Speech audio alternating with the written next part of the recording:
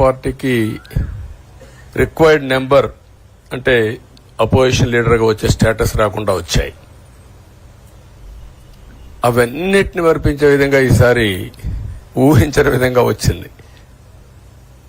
అంటే దానికి కారణాలు నేను ఎక్కువ చెప్పక్కర్లేదు, అనుభవించిన ప్రజలకే అర్థమవుతుంది. ఎప్పుడైనా సరే ప్రజాస్వామ్యంలో ప్రాథమిక హక్కు మాట్లాడే స్వేచ్ఛ. ఆ స్వేచ్ఛనే కోల్పోవాల్సి వచ్చింది. అదే కాదు, బ్రతికే స్వేచ్ఛ, ఆస్తులు పెట్టుకునే స్వేచ్ఛ, ఇవన్నీ కోల్పోయే పరిస్థితి వచ్చింది. అందుకే మీరు చూస్తే మొన్న ఎలక్షన్లో సరే ఏ విధంగా మేమందరం కలిశాం అవన్నీ మాకంటే ముందు మీకే తెలుసు. కలిసినప్పుడు ఎవ్రీ ఈవెంట్ ఇవి వేదిక నుంచే ప్రారంభించాం. అక్కడి నుంచి ముందుకెళ్ళాం. ఆ రోజు చెప్పాం, ఈ రోజు ఒకటి చెప్తున్నాం. మా ఆలోచన ప్రజలు గెలవాలి, రాష్ట్రం నిలబడాలి. అంతవరకు సాధించగలిగాం. 55.38% ఓట్లు పడ్డాయి.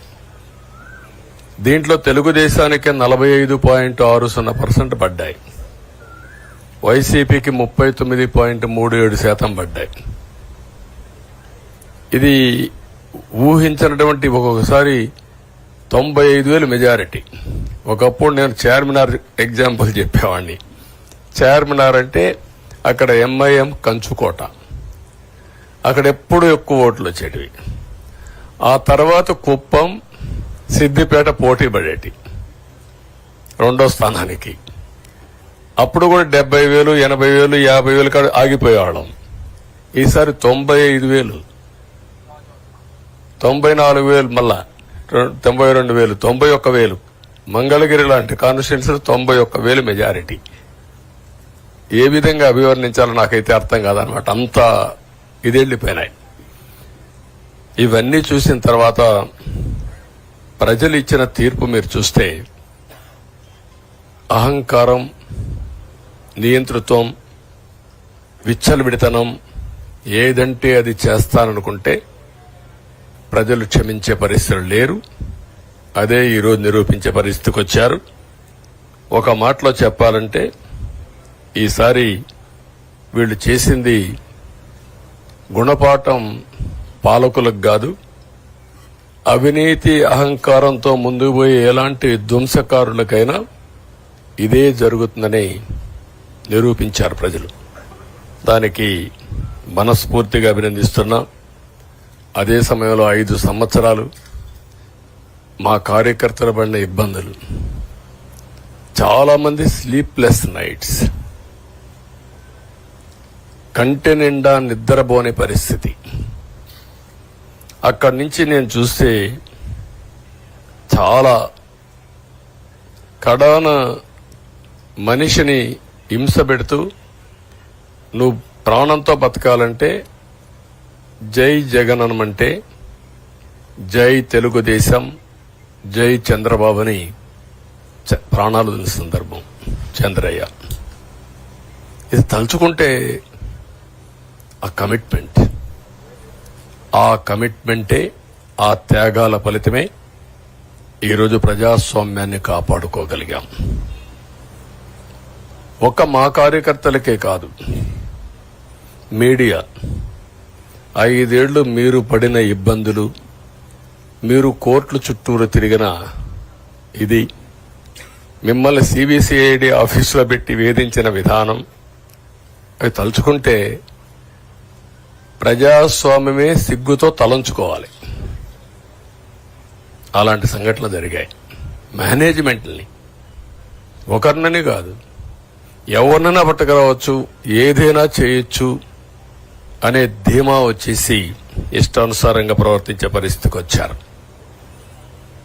అదే సమయంలో ప్రజల మీద, మా పార్టీ మీద సరే, ఈవెన్ జనసేన, పవన్ కళ్యాణ్,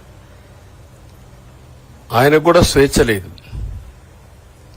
ఎక్కడైనా సరే విశాఖపట్నానికి వెళితే ఉన్న పళంగా విశాఖపట్నం నుంచి వెకేట్ చేయాలని తిరిగి, అంటే నగర బహిష్కరణ, ఒక నాయకుడిని నగర బహిష్కరణ చేస్తే కారణం చెప్పకుండా ఇంకా వేరే వాళ్ళ కథ ఏముంటుందో మనం ఆలోచించుకోవాల్సిన అవసరం ఉంది. కేసులు పెడితే ఎందుకు పెట్టావు కేసు అని అడిగితే దానికి సమాధానం చెప్పకుండా ముందు నిన్ను అరెస్ట్ చేస్తున్నాం, తర్వాత కేసు డీటెయిల్స్ ఇస్తా ఉంటారు. ఇలాంటి చాలా జరిగాయి. ఇవన్నిటికీ పరిష్కారం కోసం ఈరోజు మనం చూసిన తర్వాత ఇది మాకేదో అధికారం అని మేము అనుకోవడం లేదు, ఒక బాధ్యత. మేము పాలకులమే కాదు సేవకులం అని చెప్పి నినాదానికి శ్రీకారం చుట్టారు. ఇవన్నీ గుర్తుపెట్టుకొని పనిచేస్తాం. నేను చాలా స్పష్టంగా సూపర్ 6 ఇచ్చాం. అదే మాదిరిగా ప్రజాగళం ఎన్నికల మేనిఫెస్టో ఇచ్చాం. ఇవన్నీ కూడా ప్రజల్లోకి బాగా వెళ్ళాయి. ఒక హోప్ క్రియేట్ అయింది. ఇవన్నిటి ఫలితాలే నిన్నొచ్చాయి. అదే మాదిరిగా మేము ఇక్కడ మీరు చూస్తే ఒక పక్క తెలుగుదేశం పార్టీ మొట్టమొదటిసారిగా పవన్ కళ్యాణ్ గారు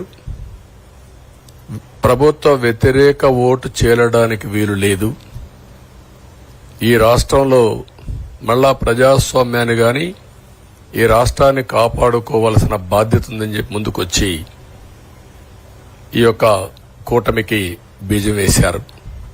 వారిని మనస్ఫూర్తిగా అభినందిస్తున్నాం. ఆ తర్వాత బీజేపీ కూడా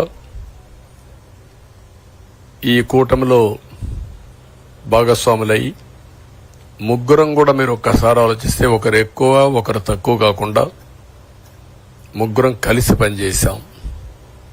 బేషిజాలు ఎక్కడా లేకుండా మేము ఏదైతే చెప్పామో ప్రజలు గెలవాలి, రాష్ట్రం నిలబడాలి, దీనికోసం పై స్థాయి నుంచి ఢిల్లీ నుంచి వచ్చినటువంటి బీజేపీ నాయకులు గాని, ప్రధానమంత్రి అమిత్ షా గారు గాని, ఇక్కడుండే పవన్ కళ్యాణ్ గాని, తెలుగుదేశం పార్టీ కేంద్ర నాయకత్వం నుంచి కింది వరకు అందరం కూడా ఒక ట్రూ స్పిరిట్ తో పనిచేశాం.